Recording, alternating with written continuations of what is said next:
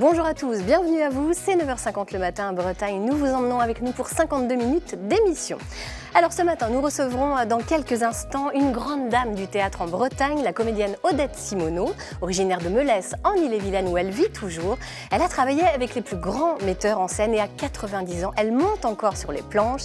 Elle nous dévoilera tout à l'heure sa vision du théâtre contemporain. Nous serons également philosophes ce matin avec Karl Brozek qui traitera de la vengeance.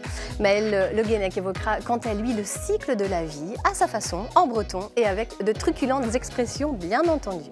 Notre coup de pouce hebdomadaire à un projet en recherche de financement sera pour Anna Korfer, une jeune ingénieure passionnée de voile.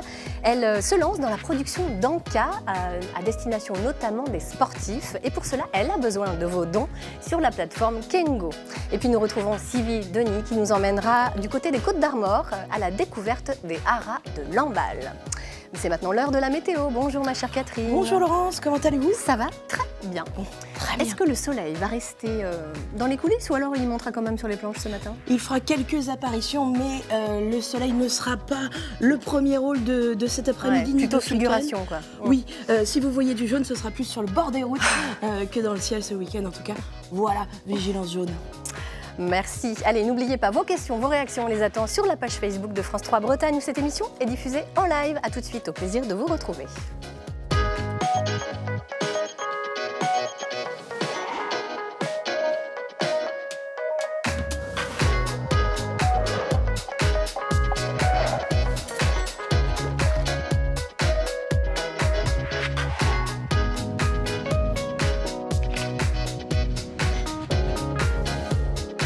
Bonjour à tous, bienvenue à vous. Bonjour Karl, vous êtes très en forme. Je ne répéterai pas ce que vous venez de dire, mais une horreur totale. J'en pense pas moi.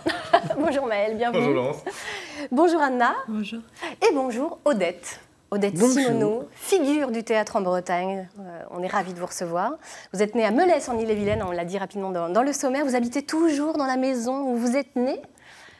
Oui. Et pourtant, vous n'êtes pas resté les deux pieds dans le même sabot tout au long de votre vie. À l'école, on disait que vous aviez une bonne diction et c'est toujours le cas. On le vérifiera tout à l'heure. Naturellement, vous avez fait le conservatoire de Rennes. Et puis plus tard, vous avez travaillé avec de grands metteurs en scène. Et comme vous êtes modeste, il y a même une salle qui porte votre nom à Melesse. Ça, on est obligé de le dire parce que vous ne l'auriez pas dit. Allez, on va faire un peu mieux connaissance avec vous. Je vais vous proposer de tirer un premier petit papier. On va voir un petit peu le petit quelques papier, petites anecdotes. je ne le vois pas. Alors là, ici, là, devant vous. Attendez. Devant moi. Oui, Anna va vous aider un peu. Là, juste là. Ouais, voilà. Parce que j'ai quelques difficultés à voir.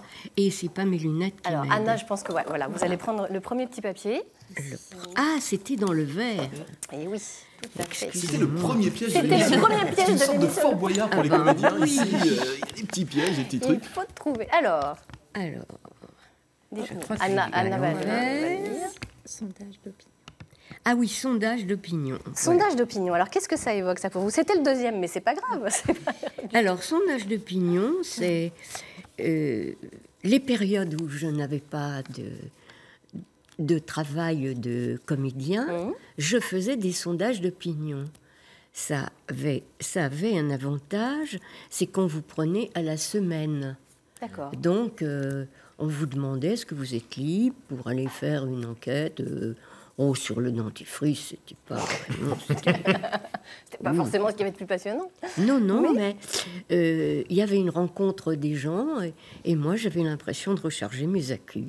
Et ben voilà, comme ça. Et vous avez quand même fait des belles rencontres parce que grâce à ces sondages, un jour vous avez entendu parler de la librairie Les Nourritures Terrestres, bien connue à Rennes, qui n'existe plus malheureusement, mais qui se trouvait rue Hoche. Oui. Et un jour, une des libraires vous parle de Victoria Terham.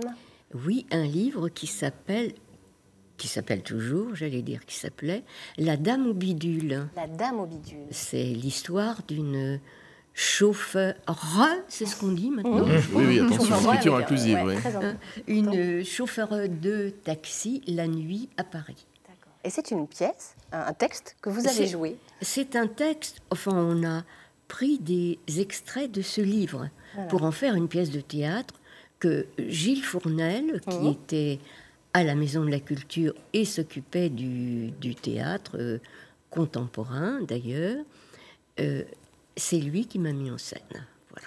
Et vous savez, Victoria Terham, On va la retrouver. On a une petite surprise pour vous dans une archive INA. Nous étions en 1981 et vous jouiez dans la pièce L'escalier du bonheur. Et il va être question de Victoria Terram. Vous allez voir ça tout de suite. Encore une première pour le théâtre de poche de Hédé qui vient de créer L'Escalier du Bonheur, une pièce qui se jouera du 19 au 28 février prochain. L'Escalier du Bonheur, c'est un petit peu la vie d'un démarcheur qui trouve toujours porte close. L'auteur Victoria Terram a imaginé sur ce thème un monologue à la fois humoristique L'Escalier du et bonheur, une angoissant. pièce écrite par Victoria Terram et réalisée par le théâtre de poche de Hédé. Une seule actrice, Odette Simoneau, assise en haut d'un escalier sur un palier, monologue devant une porte fermée. Alors justement, ce qui est fondamental dans cette pièce, c'est la présence de cette porte fermée. C'est un symbole. Oui, nous sommes sur un palier, et donc c'est déjà presque un huis clos, mais il y a une porte, c'est-à-dire il y a une possibilité de communiquer, et puis la porte est muette. Y a-t-il quelqu'un derrière? On ne le sait pas très bien. Et c'est à partir de cette présence éventuelle que Fifine, la représentante donc en dictionnaire, commence à divaguer.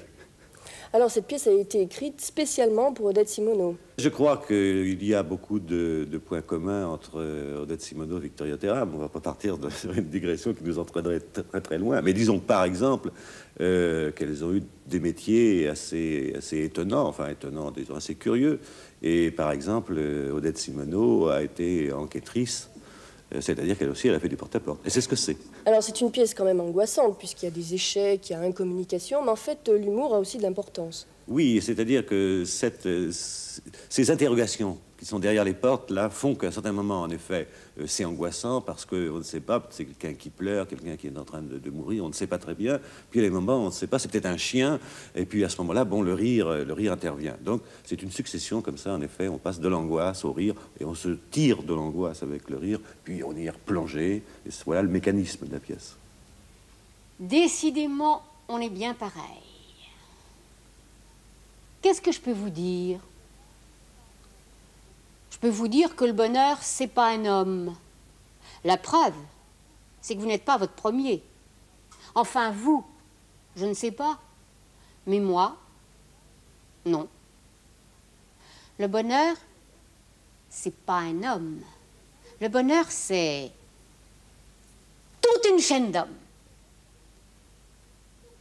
On dit que pleurer, ça fait du bien aux yeux. Et non seulement aux yeux, mais au cœur, aux poumons, aux nerfs. Enfin bref, ça soulage. Alors, dans un certain sens, je devrais vous encourager à pleurer. Je devrais vous dire, allez-y, allez-y, lâchez le venin, évacuez le fiel, vidangez votre pétrole. On n'est plus à une marée noire près. Et celle-là, au moins, elle coûtera pas cher à l'État. On se l'éponge tout seul. Quel verbe, Odette Simoneau. Qu'est-ce que ça vous fait de revoir cette archive? C'est très drôle parce que je ne me reconnais pas. Ah bah, il n'y a pas si longtemps pourtant. Mais non, mais c'est... Vous ne reconnaissez pas quoi? Le ton de la voix? La voix? Oui. Oui, parce que vous n'êtes plus vous-même, finalement, vous êtes le personnage. Vous êtes le personnage. Je suis le personnage, ouais, complètement. voilà. Ouais. Ouais. Alors vous avez fait plein de rôles. Je vous propose de tirer un deuxième petit papier. Oui. On va en savoir plus justement. Qu'est-ce qui va sortir? Parce que vous m'avez dit un mot très rigolo. Panouille. Panouille. Qu'est-ce que c'est les panouilles? Alors, panouille, c'est les tout petits rôles, vous savez. Alimentaire. Les petits rôles. Bon, oui. Ouais. Oui, alimentaire, si on veut. Hein. Ah, d'accord. On n'est pas très bien. Vous ouvrez une porte pour dire Madame est servie, bonjour monsieur, ou vous amenez un plateau. Voilà, ce sont de tout petits rôles. Et puis 2 répliques, 3 répliques. Alors vous avez coutume de dire, j'ai été sans doute la plus grande panouilleuse de France. Oui, j'ai sûrement été la plus grande panouilleuse de France parce que je crois que dans 20 pièces, j'ai eu 10 lignes. Il n'y a pas beaucoup de comédiennes qui peuvent se vanter de ça. C'est vrai. Mais j'apprenais mon métier quand même. Ben oui, c'était au début. Parce que je regardais les autres jouer, je voyais et j'entendais ce que le metteur en scène leur disait. Et ça, c'était important pour plus tard. Eh bien justement, le plus tard, on l'évoquera un peu plus tard dans cette émission. Oui. Pour l'instant, on va évoquer la vengeance. Ça, c'est un sentiment que vous ne connaissez pas, vous. Avec Karl Brozek. Bonjour Karl, professeur de philosophie. Et aujourd'hui, vous nous abordez cette thématique pas très simple. La thématique de la vengeance, c'est vrai que la question qu'on peut se poser à propos de la vengeance, c'est pourquoi l'être humain éprouve-t-il ce désir de vengeance? Pourquoi est-ce que nous sommes toujours en train de nous dire « Tiens, toi, je te garde un chien de ma chienne, toi, tu perds rien pour attendre ». C'est quand même un fait totalement unique dans la nature. Seul l'être humain éprouve ce désir de vengeance. Les animaux jamais? Non, les animaux ne se vengent pas. Sinon, imaginez le nombre de familles souris qui attendent les chats au coin du mur avec la batte de baseball. « T'as bouffé notre frère, tiens, tu vas te prendre ça ». Non, c'est totalement impossible. Pourquoi est-ce que c'est totalement impossible? Parce que les animaux, eux, ont des besoins. Nous avons des désirs. L'animal a des besoins qui sont des besoins purement naturels. Manger, dormir, se reproduire. Nous sommes différents. C'est-à-dire qu'on n'est pas là pour couvrir uniquement nos besoins, mais aussi pour nous faire un petit peu plaisir. Pour résumer, manger à sa faim, c'est un besoin purement animal en nous. Manger avec des amis un bon petit bœuf au saté dans un resto thaï, histoire de se faire un petit peu plaisir, là, on est plus dans le désir. C'est-à-dire quelque chose qui n'existe pas chez l'animal et qui est purement humain. Et surtout, c'est quelque chose dont la vie ne dépend pas. Notre vie ne dépend pas de manger avec des amis dans un bon petit resto. Non, et le fait de se venger non plus. Le fait de se venger non plus, la vie n'en dépend pas, tout simplement parce que le mal est fait. Si les souris, on va reprendre notre exemple, je suis une petite souris et puis mon frangin s'est fait boulotter par un gros matou, l'animal a sans doute de la peine dans l'instant, mais il ne va pas y penser après. Parce que l'animal est dans l'instant présent. L'animal possède ce qu'on appelle une conscience spontanée. En philosophie, on parle de conscience spontanée. Il a une conscience de l'environnement autour de lui, mais il ne se souvient pas de ce qui s'est passé avant. Nous avons ce que nous appelons une conscience réfléchie, c'est-à-dire que nous éprouvons des sentiments, nous avons des raisonnements, mais nous sommes capables de nous rendre compte de notre propre pensée. J'ai de la peine et je sais que j'ai de la peine. Et en plus, je ne l'oublie pas. Donc, quand on veut se venger, en fait, on réclame avant tout justice pour soi, quoi. Oui, c'est ça, on réclame avant tout justice pour soi, même quand on veut venger les autres. Tout à l'heure, je vous parlerai dans ma rubrique cinéma d'un film qui s'appelle Millennium et qui raconte le parcours d'une femme qui est là pour venger les femmes maltraitées par les hommes. Mais ce qu'elle fait avant tout, cette Lisbeth Salander, dans le film Millennium, c'est venger sa propre enfance, puisqu'elle-même a été maltraitée par son père. En fait, même quand on joue les vengeurs pour les autres, on est là pour venger ses propres sentiments. Le problème... Ça, c'est bien la nature humaine. C'est bien la nature humaine, mais il y a quelque chose de très subjectif dans les sentiments. C'est très subjectif. Il n'y a rien de rationnel dans un sentiment. Alors, comment faire pour canaliser ce désir de vengeance? Parce que souvent, c'est quelque chose qui nous bouffe quand même, la vengeance. On est pendant des années à ruminer, à se dire « Tiens, toi, attends un petit peu, tu vas finir par payer ». Faire payer les autres, c'est jamais tellement une bonne chose, finalement. Parce que notre vie n'en sera pas meilleure. Étant donné que ça concerne la partie la moins rationnelle de ce qu'il y a en nous, chaque fois qu'on se venge de quelqu'un, ou chaque fois qu'on croit venger quelqu'un, en fait, on rajoute toujours un petit quelque chose en plus. Tiens, hop, tu vas te prendre ça en plus. Et c'est un réflexe qui est humain, trop humain, comme disait le philosophe Nietzsche. Alors, comment faire pour canaliser tout ça? Moi, le conseil que je vous donnerais aujourd'hui, eh bien, ce serait... C'est de ranger la batte de baseball dans l'armoire et vous fermer à clé. Ranger votre batte de baseball, ça ne sert strictement à rien. Nous sommes animés par la passion quand nous voulons nous venger. Or, disait le philosophe Hegel, rien de grand au monde ne s'est fait sans passion. C'est normal d'avoir des passions, c'est normal d'éprouver des passions. Mais est-ce qu'on ne peut pas, au lieu de ce désir de vengeance, allumer en nous ce que Descartes appelait les feux d'une contre-passion? Oui, je veux me venger, oui, je suis chargé d'une force émotionnelle très très forte, mais cette force émotionnelle, je vais plutôt la dédier à une grande cause, une noble cause. Ah, là c'est différent. Je ne vais pas me venger, mais je vais plutôt essayer de faire du bien autour de moi.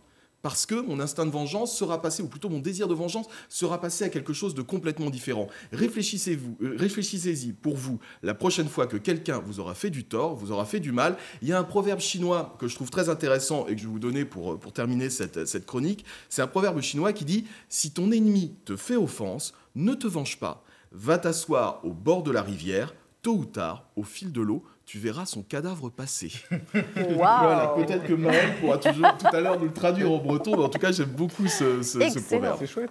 Il aurait pu être acteur, non, Odette? Ah, tout à fait. Vous savez que je suis le plus mauvais acteur du monde. J'ai déjà essayé de faire des trucs et je joue comme une patate, mais c'est une catastrophe absolue. C'en est même très comique. Donc non, je ne le conseille pas. C'est un métier. Hein, c'est un métier, mais c'est pas le mien. On apprend. Oui, c'est vrai. Mais alors moi, ce sera un apprentissage un peu long. Hein. Quelques panouilles, ça ira. Je pense que pour la vengeance, moi je dis que je crois à l'effet boomerang. Je me dis, bon, il m'a fait ça un beau jour, il lui arrivera quelque chose. Et j'oublie. Oh, ça c'est la sagesse, c'est beau. Vous êtes une stoïcienne, c'est-à-dire que vous considérez que la roue de l'univers va continuer à tourner et que tout le monde paiera un jour son tribut. Bah oui, chacun son tour, et puis voilà, quoi. Chapeau. Bon, ben, on va en prendre de la graine.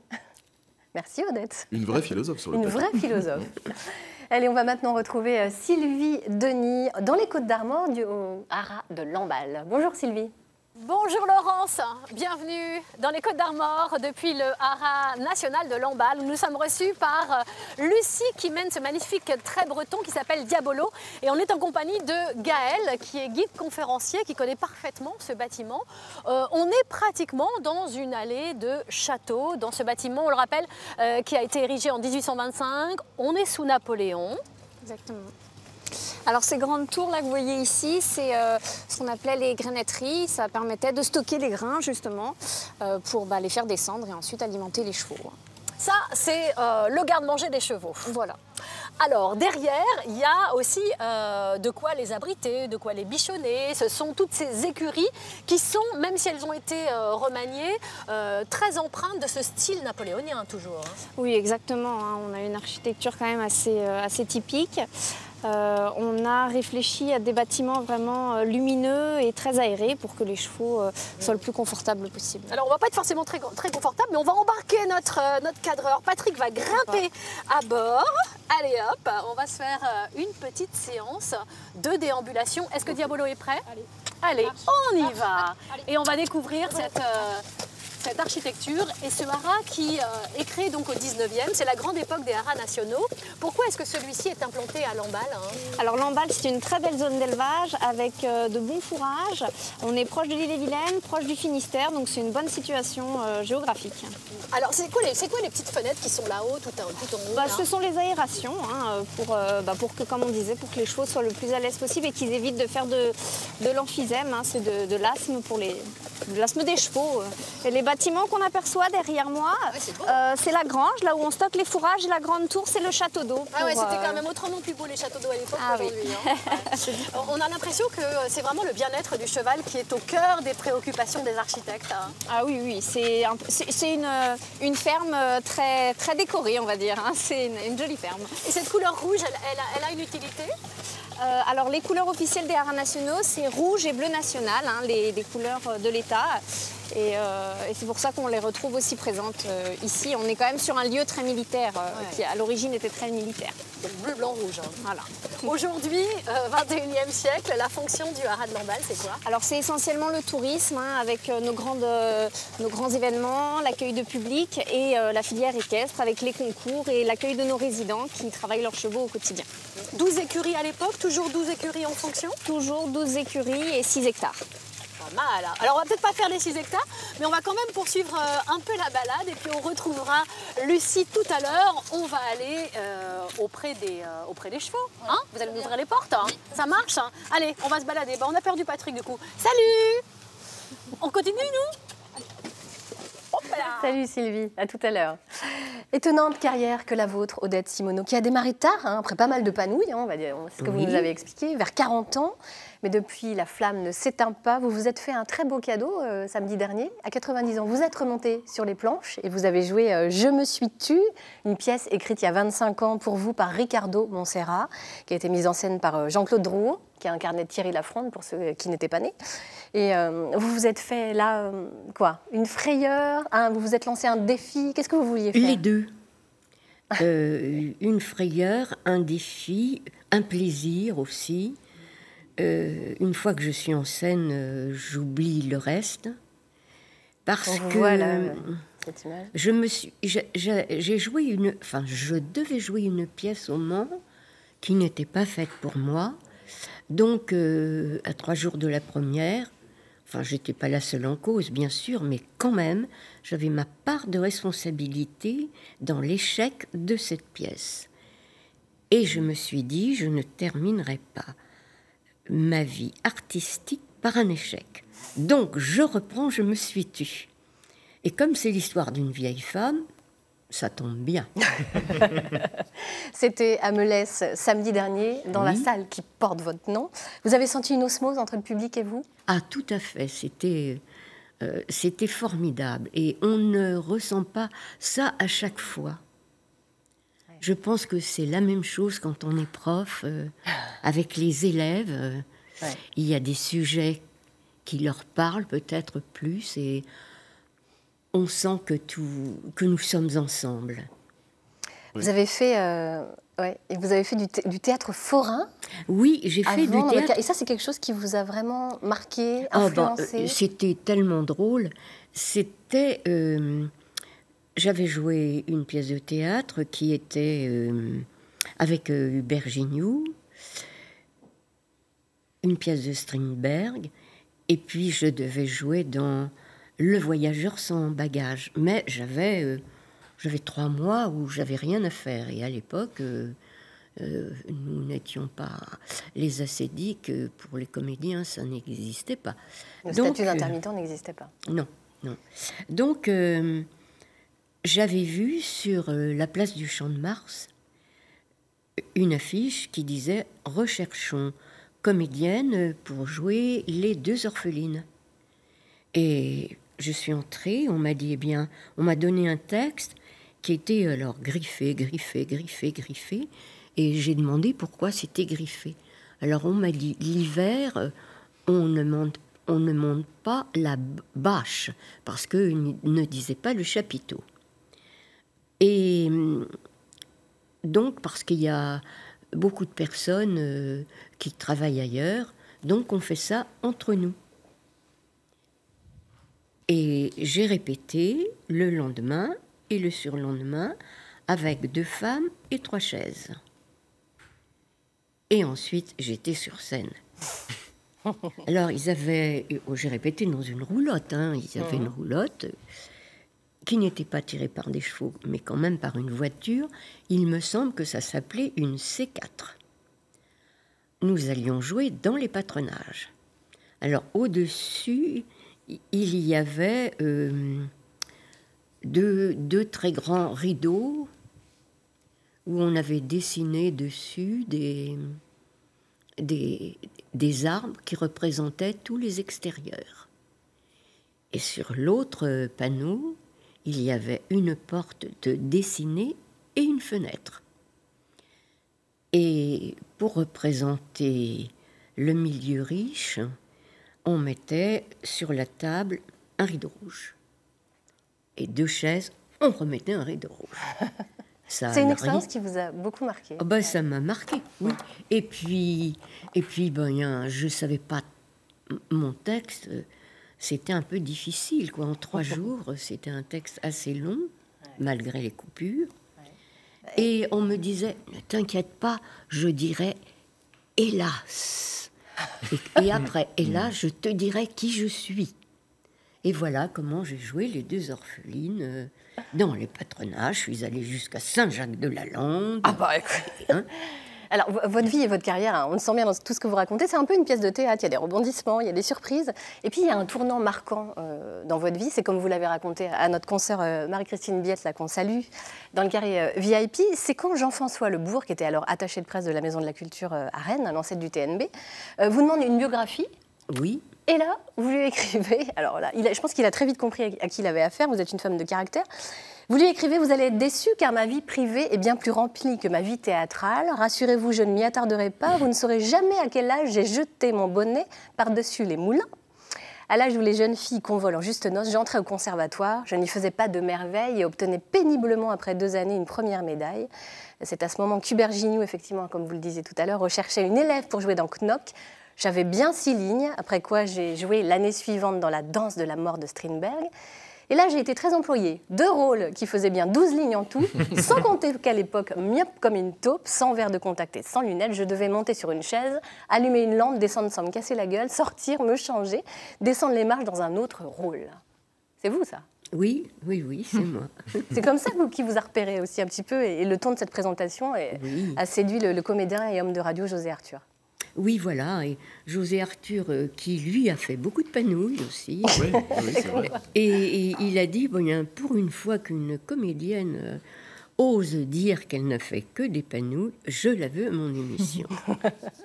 Eh bien, merci, Odette. On vous retrouve un petit peu plus tard dans cette émission. Et justement, au fil de l'eau, au fil des minutes qui s'égrènent, eh bien, on va retrouver Maëlle Le Guenec. Vous n'avez pas vu de cadavre passer Non, sur pas le fil encore. du temps. Vous allez nous parler de la vie, justement, de l'âge, du temps qui passe. Ben oui, on va s'amuser un peu, parce que la vie en breton, ça se dit comment? Vie. Buée. Buée. Buée, ça dépend comment on Ah, prononce. pardon, je croyais que ça se disait comment. La vie, en breton, ça Non. se dit comment. Non, Ah, ça comment ne se dit pas comment. J'aurais eu l'air d'un idiot. Alors la vie se dit buée, l'âge se dit wad. Alors évidemment, quand on parle du cycle de la vie, il faut commencer, donc naître, qui se dit en breton guénel. Mais on ne naît pas, on est né en breton. Ah oui, c'est pas un verbe d'action. Non. Exactement. D'accord. C'est ça qui est Intéressant. intéressant. Par contre, on meurt directement, ça oui, ça c'est merveille. La santé se dit yehet. Vous vous rappelez, hein? Mat. Voilà. Hein. La maladie se dit clinvet. Qui va bien, hein? Le mot est suffisamment moche pour aller Petite avec. clinvette, là, qui me dérange. Clinvet. Clinvette. Alors vieux se dit cause, mais on a une expression en breton pour quelqu'un qui est très vieux, on dit cause Noé. Donc Cause vieux comme Noé. Ah, C'est joli. C'est joli, hein? toujours plein Et d'images. cause de Noé, breton. c'est très très courant comme expression. C'est pas une expression qu'on sort une fois, non, comme ça. Jeune se dit Yawank, et ça, Yawank, pour Nom nos du festival, amis rennais. bien sûr. Vous connaissez puisque c'est le festival qui a lieu en ce moment. Et demain, d'ailleurs, il y a le plus grand fest-noz de Bretagne, je le rappelle à tous ceux qui auraient envie d'y aller. Vous avez vu comment il bien fait placé. passer l'info, là Mais vite fait, Ni vu ni connu. discrètement, vous n'avez rien vu. Oh, on n'a rien vu. Alors, des expressions sur la vie en breton, on en a quelques-unes qui sont assez marrantes. Arvu esvad à badato, arvu esfal à baoezo, qui veut dire la Alors. bonne vie dure toujours, la mauvaise vie cessera. C'est pas mal. C'est bien, ça. Très moral. Ouais. C'est très moral. Hein. Arvu e iran zochoas ber, arber scanfan zochoas ponner, qui veut dire la vie la plus longue est encore courte, le fardeau le plus léger encore lourd. Ah, joli, très joli. Ah, c'est Ouais, ouais. Mais il prend des notes, puis après, il les ressort dans ses cours. Oui, c'est ça. Après, moi, je pompe tout à Maëlle ouais, pour mes Quand c'est conneries. pas l'inverse, hein, puisque je c'est rappelle pas qu'on avait l'inverse. parlé d'hédonisme ensemble. Ouais. Les injures en breton utilisent beaucoup le mot cause, vieux. Ça, c'est drôle. Il y a évidemment un champ des possibles, tout comme dans chaque langue, absolument phénoménal, mais l'adjectif cause change en fonction d'où il est placé dans l'insulte. Par exemple, et là je m'en réfère à notre illustre linguiste Martial Ménard, dont la facétie n'échappe à aucun de ses lecteurs, parce que je vous invite vraiment à lire Martial Ménard, c'est très très drôle. Vieux, quand il est placé après le mot, garde son sens premier. Par exemple, branmercose, qui est une insulte qui me plaît beaucoup, qui veut dire vieux péteur, par exemple. Le cause est bien situé après. Mais si on l'utilise devant, comme en français, hein, vieux péteur va être devant, nous en breton on l'utilise plutôt après. Si on l'utilise avant, ça devient encore plus péjoratif et ça peut même apporter un sens nouveau. Cause yar, yar qui veut dire poule, cause yar va vouloir dire poule mouillée. Alors que yar cause, ça va être une Yarcose. vieille poule. Ah ouais. Cause en prévent, vieil insecte, ça c'est bien. Voilà, c'est sympa. Et pour terminer, il y a une insulte absolument fabuleuse qui, elle, est datée de 1732, écoutez bien, de Grégoire de Rostrenin, qui était un très sérieux lexicographe. Ça se dit cause carvante. Cause carvante, ça veut dire quoi? Ça veut dire vieille charogne. Et j'aime beaucoup cause carvante. Ouais, je J'aime serais bien la content quand sonorité. tu seras mort, Cause Bien. Carvin. C'est ça, Il aurait pu faire exactement. ça, Gainsbourg et Eddie Mitchell. Oui, bah, ça se traduit tout ça. On peut si on a envie. À quand un duo sur les planches tous les deux? Là, j'y pense en vous regardant, je me dis, mais Ah oui. qu'est-ce que ça vous inspire? Vous parlez breton, Odette? Non, pas Pas du du tout. tout. Voilà. Je parle gallo. Ah, je, là là là là. ah, Normal, donc je la cause Haute-Bretagne, bien, je cause bien comme par chez nous, quand D'accord. je veux. Mais seulement quand vous voulez. C'est tout. Et vous, Anna, vous parlez breton? Biskili, vous savez ce que ça veut dire en breton? Ça veut dire le petit coin de champ. Et donc, ce sont souvent les bouts de champ qui sont pas mécanisés, ni le cheval, ni l'outil peut venir travailler le sol. Et donc, ce sont quand même des coins de champ qui sont cultivés. Voilà. Eh ben, on en parlera tout à l'heure, justement, ça tombe bien. Voilà. Nous sommes à la moitié de cette émission. Vous restez avec nous et je vais tout de suite retrouver ma chère Catherine pour un Catherine. petit débriefing à mi-chemin. Vous avez vu un cadavre passer ou pas? Pas de vengeance à l'horizon. Et pourtant, j'étais prête à compter, mais malheureusement, il faudra que je reste assise un peu plus longtemps au bord de la rivière. Mais j'ai fait un sondage en l'honneur d'Odette, un sondage sur le dentifrice. Eh bien, les Français sont toujours divisés. 47% sont contre, 49% sont pour et 2% ne se prononcent pas. C'est pour vous dire la rupture qui est profonde actuellement dans notre pays. Voilà. Merci Catherine. Moi je suis pour. Moi aussi je suis pour. Vous sentez? C'est bon, ça va. On peut se parler de ça. Sinon je vous l'aurais dit. Oui. Vous connaissez. Allez, on va tout de suite retrouver Sylvie au haras de Lamballe. Sylvie, c'est à vous. Retour à Lamballe, on est dans le haras national de Lamballe. On est rentré dans les écuries et on va aller au plus près du cœur de métier de cet établissement puisque ce sont eux les stars de la maison. Un peu aussi quand même ceux qui sont derrière comme Lucie. Tout à l'heure vous étiez celle qui nous emmenait avec l'attelage. Vous avez une double casquette alors que vous avez tout juste 26 ans. Vous avez déjà un beau parcours, cavalière et inséminatrice. Bon alors cavalière, on voit globalement à quoi consiste votre métier. En revanche, inséminatrice, c'est beaucoup plus obscur. C'est quoi exactement votre travail? Il y a un côté généticien et conseil à l'éleveur sur leur potentiel choix s'ils ne savent pas trop vers où se diriger. Et il y a un côté vraiment inséminateur où on récolte la semence des étalons, on fabrique nos doses en laboratoire et on part directement en itinérant chez l'éleveur pour inséminer les juments. Avec quoi comme finalité de parvenir à une espèce de perfection, si c'est possible, chez l'animal? Voilà, essayer d'avoir le poulain le plus beau possible, je dirais. Ah, mais alors, le critère de beauté, c'est particulier, mais pour ce qui est des races animales, il y a forcément un cahier des charges précis. Voilà, les studbooks. Ça s'appelle comme ça? Studbook, ouais. D'accord. Et en fait, chez le cheval breton, c'est une marque en tête, un peu de blanc sur la tête, mais pas trop. Et aussi des chaussettes voilà, sur les jambes, les balsanes. Donc pareil, qui ne doivent pas aller plus haut que le genou pour devant et plus haut que le jarret pour derrière. Ouais. Arrête. Une tête expressive, avec un œil bien ouvert. Est-ce que tu as une tête expressive, Fao Glace? Oui, assez, on sait ce qu'il pense. Ouais. Un poitrail bien ouvert pour la traction. Un dos court et porteur. Fais voir ton dos court et porteur. Hein. Voilà, Allez, on va carrément rentrer. Parce qu'on ne l'a pas présenté, mais lui, c'est Fao Glace. Et on peut le féliciter parce qu'il rentre tout juste de Lyon avec un premier prix de beauté. Premier prix de loisirs, championnat de France loisirs. Ouais, on dit pas prix de beauté. Il est champion de France des loisirs, des chevaux de loisirs. Voilà. Et donc du coup, il a son dos court et porteur et une croupe arrondie puisque c'est derrière qu'il y a le moteur. Le moteur du trait breton. Si on regarde, là, si je ne me trompe, Lucie, c'est un peu son parcours avec son arbre généalogique. Voilà. C'est important de savoir d'où il vient, quels sont C'est important d'avoir les origines pour les éleveurs quand ils viennent choisir leurs étalons chez nous, puisque il ne faut pas de consanguinité sur 3 générations. Donc vous remontez jusque 3 générations? Oui. On remonte jusque 3 générations. Lorsqu'il y a insémination, c'est quoi les écueils et les risques que peut craindre l'éleveur? Que la jument ne prenne pas, évidemment. Ça c'est en premier. Et puis une gestation gémellaire avec deux poulains, qui est ni courant, mais qui n'est pas très bon non plus pour les juments. Et puis des risques de poulinage derrière assez conséquents, où ils peuvent perdre le poulain, la jument ou les deux. Alors lui, il en est à 6 juments cette année. C'était sa première année, donc il a fait peu de juments. Maintenant, on espère qu'avec son titre de champion de France, il augmentera son cheptel de juments l'année prochaine. Eh ben, on te le souhaite. Et vous, combien de bébés déjà à votre actif? 250, 300. 26 ans, pas mal comme palmarès. Merci beaucoup pour votre accueil. Salut mon beau garçon. Oui, t'es jeune, t'es joueur, tu veux jouer toi. À la semaine prochaine.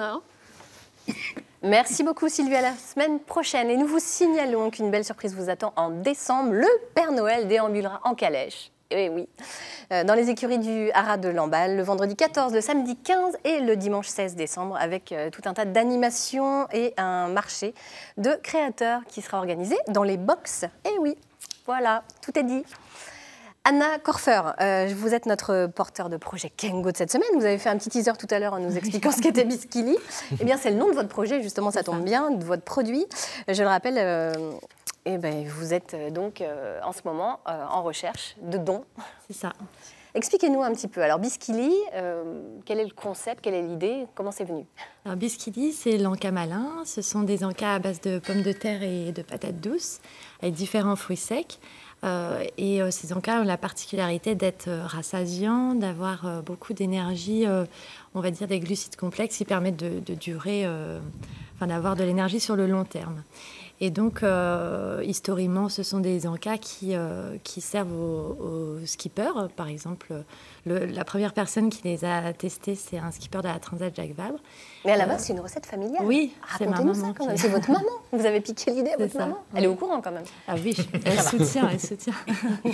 Parce qu'elle préparait des petits encas. Quand je faisais la voile, des régates d'optimisme quand j'étais plus jeune, et ensuite quand on allait en Angleterre sur le voilier familial, on avait ça à manger pour tenir la route. Et donc, c'est vraiment quelque chose qu'on a toujours eu dans la famille. Les amis aussi ont toujours goûté. Donc, il y a un skipper, j'en parlais, Sylvain Pontu, qui les a goûtés, qui les a amenés avec lui sur la Transat Jacques Vabre l'année dernière. Et l'histoire est partie comme ça, grâce à lui. Voilà, parce qu'il est revenu... il est arrivé au Brésil en mangeant ça tous les matins et a eu un réel impact sur son énergie toute la matinée. C'est bon, on imagine aussi. Oui, c'est très très bon. Ça a la particularité d'être bon. Et donc du coup, vous en avez lancé un produit. Voilà. Vous vous êtes dit pourquoi pas après tout, puisque ça plaît. Oui, c'est ça. Donc Bisquili, vous avez envie de lancer cette marque. Voilà. Donc il y a une campagne de financement participatif qui est toujours en cours.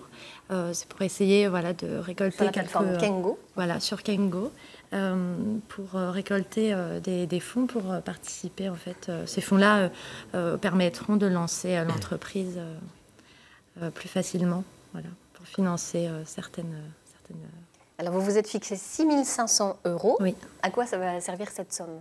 Voilà, justement, donc il y a une partie qui va servir aux analyses, microbiologiques par exemple, nutritionnelles aussi, une partie pour un petit peu de communication au départ, et puis l'autre partie qui est destinée au packaging pour avoir un petit carton. Ce ne sera pas destiné seulement aux sportifs? Non, c'est aussi pour les petites fins. Souvent, on mange... Une petite faim, une fois qu'on a dit ça, je pense qu'on est pas mal calé quand même. Hein. Mais on peut peut-être en manger un petit bout et puis s'en garder pour plus tard. C'est ça. Aussi tout au long de la journée. Voilà, c'est au lieu de prendre un produit très très sucré qui va appeler la faim, là on va être vraiment rassasié et c'est bon, c'est sain, c'est naturel et c'est local. Écoutez, vous le vendez très très bien. Vous avez déjà récolté 5 680 €.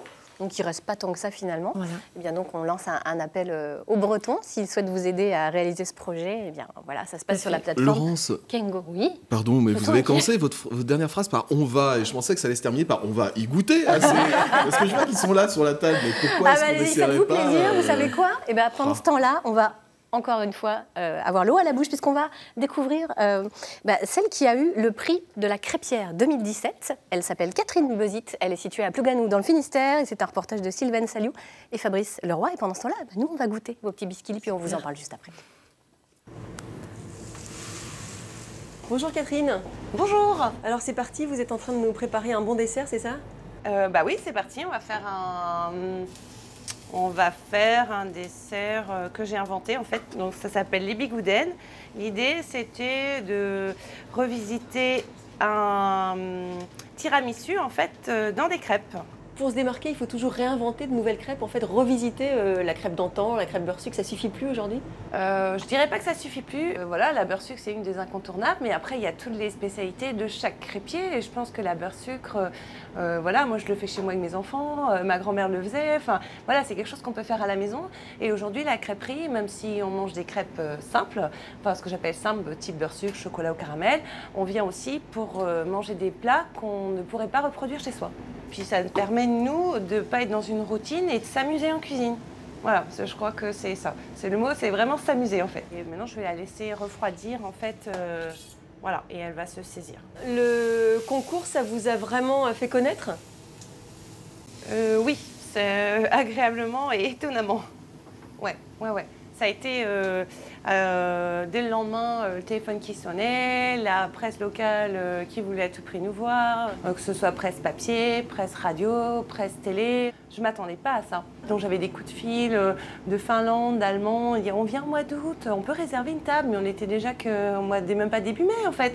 Et les gens très contents de venir, d'arriver ici, dire oh là là, on venait en France, on a fait le détour pour venir jusqu'à chez vous. Voilà, alors moi j'étais là avec mes grands yeux, voilà, bienvenue chez Mademoiselle Braise, avec plaisir, voilà. Qu'est-ce que représente la crêpe aujourd'hui chez les Bretons par exemple? la convivialité. Moi, mes premières crêpes, je les ai faites avec ma grand-mère, je devais avoir 3-4 ans. Et on se réunissait tous avec mes cousins, cousines, et c'était le moment voilà, où elle nous apprenait à manipuler la farine, casser le premier œuf, sans mettre les coquilles, après de faire la crêpe puis de la manger.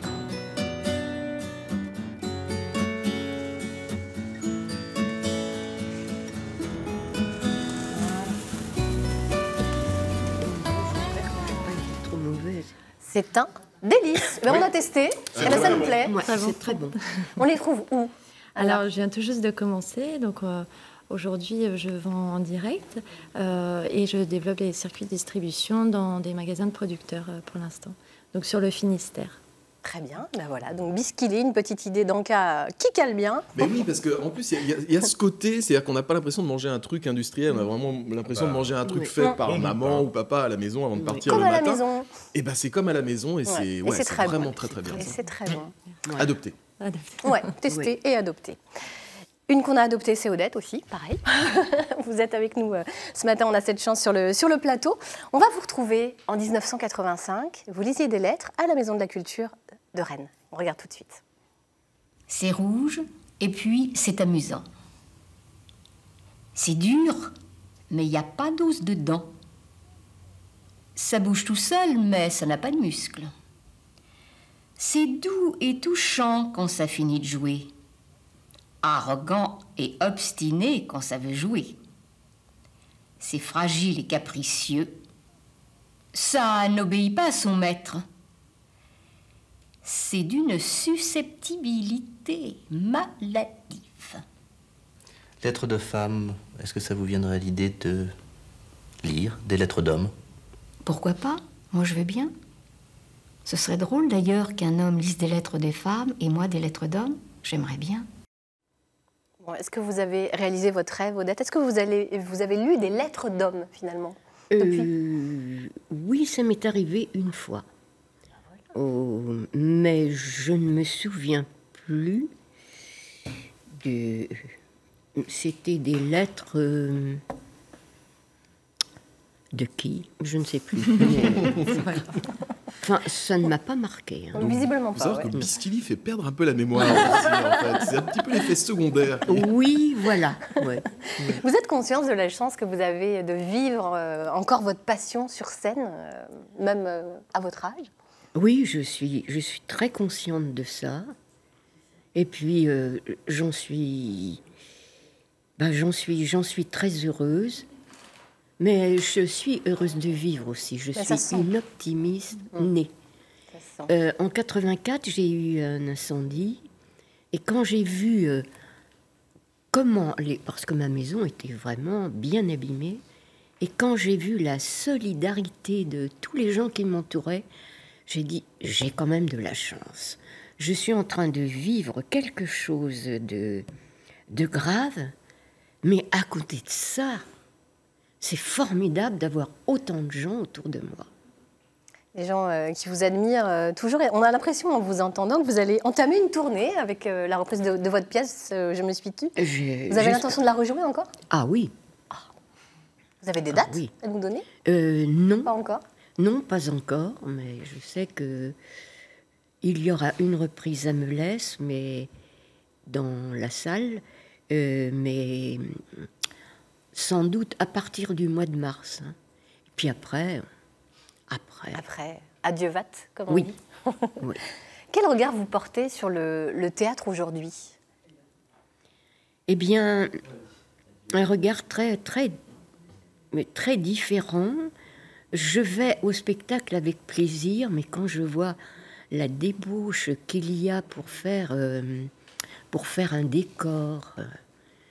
Puis maintenant, il y a beaucoup de cinéma en même temps que le théâtre. Vous trouvez qu'il y a une plus grande distance entre les comédiens et les spectateurs aujourd'hui? Ah oui, parce que autrefois, lorsqu'il y avait la Comédie de l'Ouest, les comédiens se déplaçaient pour venir nous parler de la pièce de théâtre. Maintenant, c'est totalement différent d'abord. Parce que les gens sont un jour au Mans, le lendemain à Rennes, le surlendemain à Brest. C'est un peu une voie de garage, les théâtres. C'est fort ce que vous dites. C'est pas tout à fait... Si, je crois d'ailleurs que le nouveau directeur est un metteur en scène, Monsieur Nogy, oui. Arthur Noziciel, oui. Oui. Il essaye de travailler justement à la mise en relation entre les spectateurs. Et moi, je pense que ce qu'il a dit dans la préface, là, j'ai trouvé que c'était très bien parce qu'il a dit que le TNB n'existerait pas s'il n'y avait pas eu Guy Paribaud et Bergignaud. Et pour ça, je le félicite. Merci Odette Simoneau d'avoir été avec nous. Merci infiniment. Et puis on vous laisse déguster votre bisquili, tranquillement. Oui. Karl, vous avez été voir un film, Millennium. Oui. Et vous allez nous en faire la critique maintenant. Eh bien, allons-y, mais avant, on regarde la bande-annonce. Eh bien, tout de suite, on va regarder la bande-annonce.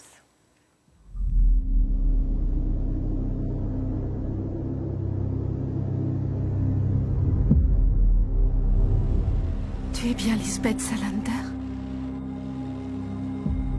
La justicière.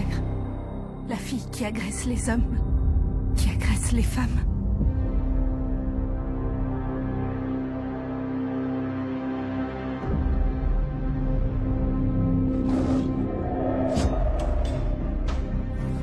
Tu te souviens de ce matin-là? Depuis 16 ans. Je t'observe.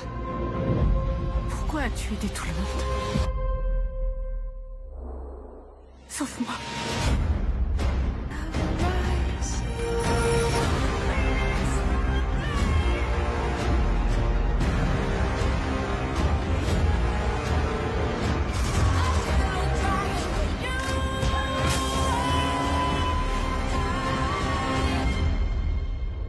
Tu sais où on est? À la maison.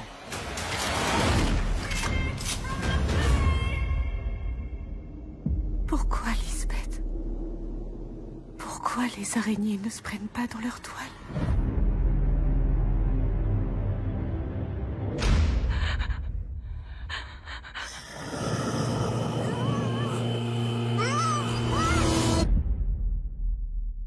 Ça m'a l'air un film comique. Oui, c'est franchement c'est fun, c'est la grosse rigolade et je trouve que la bande-annonce insiste bien sur ce côté assez dark, assez sombre. Alors Millennium, vous l'avez compris, Millennium, l'intitulé exact, c'est Millennium, ce qui ne me rend... Eh ben voilà, c'est parti, on la coupe, on la refait. Ce qui ne me tue pas. Ce qui ne me tue pas. Normalement, la suite, c'est me rend plus fort. Voilà, c'est ça, c'est une citation de Nietzsche d'ailleurs. Il y a eu 3 opus avant, c'est une suite. Quand je suis allé le voir, j'avais un petit peu peur parce que moi je n'ai pas vu les films d'avant et je n'ai pas lu la saga Millennium puisque c'est un best-seller qui a été vendu à des dizaines de millions d'exemplaires à travers le monde.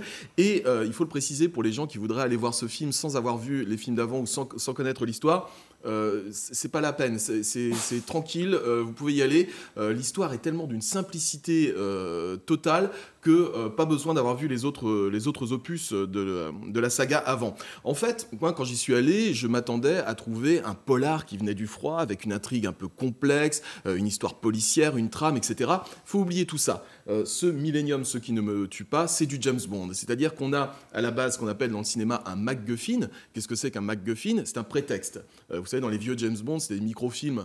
Des microfilms ont été volés, une organisation internationale cherche à s'en emparer. Au bout d'un quart d'heure, on a complètement oublié les microfilms et on s'en fiche, mais totalement. Là, c'est la même chose. C'est pas des microfilms, c'est un programme informatique censé dominer le monde.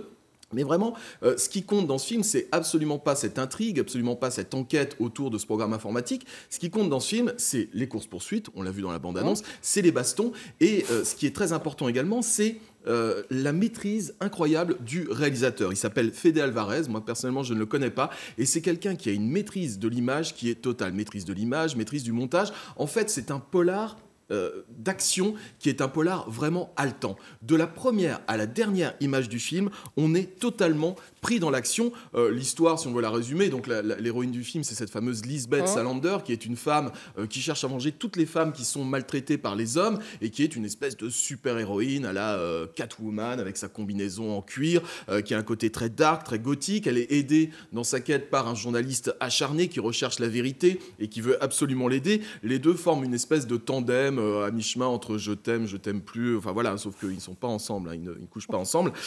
Mais finalement, c'est un peu là que réside la faiblesse du film. Il y a une faiblesse dans ce film, c'est que c'est absolument pas original. C'est haletant, c'est captivant, c'est prenant, mais toutes les situations sont tellement convenues, tellement attendues, parce que ce sont des situations qu'on a déjà vues 20 fois chez Jason Bourne et chez James Bond. Et la grande question qui peut se poser par rapport à ce cinéma-là, qui est formellement très beau, très bien emballé, avec un suspense extraordinaire, et j'ai des petits bouts de biscuit qui me ressortent de la bouche, c'est terrible. La grande question qui peut se poser, c'est que, est-ce qu'aujourd'hui, le cinéma d'action et le cinéma de suspense et d'espionnage peut se renouveler? C'est une vraie question, parce qu'on se dit, mais ça c'est du Jason Bourne, ça c'est du James Bond, c'est déjà vu 20 fois. Donc moi je conseille aux gens d'aller le voir, parce que c'est un vrai tour de manège, c'est un vrai moment d'adrénaline, mais par contre sans aucune originalité. Ok, bah comme ça on est prévenu. Merci Carl. On va tout de suite accueillir Catherine, qui a revêtu la tenue du jour, en accord avec le fond de l'émission. Bonjour Catherine, on va à peine vous voir, regardez, vous vous fondez dans le décor. Excusez-moi, pardon. Oh, c'est l'histoire de ma vie, Laurence. Oh, ça y est. Oui, Laurence, car Odette, j'ai essayé de battre votre record de panouille. Oui. Malgré moi, car vous jouez à 90 ans, mais j'espère jouer un autre rôle, un peu plus de 2 répliques avant mes 90 ans. On me connaît pour mes célèbres répliques. Il est 12h15 et le café est déjà froid. Voilà, j'étais très forte sur celle-là. J'ai également joué une pièce en breton où j'interprétais la paysanne en colère et je disais « Conscarvon !» C'est ça, avec l'accent. J'essayais, bon, j'ai été renvoyée rapidement. Et puis j'ai joué le rôle de la servante dans Autant n'importe la mule avec Sylvie O'Hara. Et je disais « Madame, votre monture est prête. » Voilà. Toute une carrière.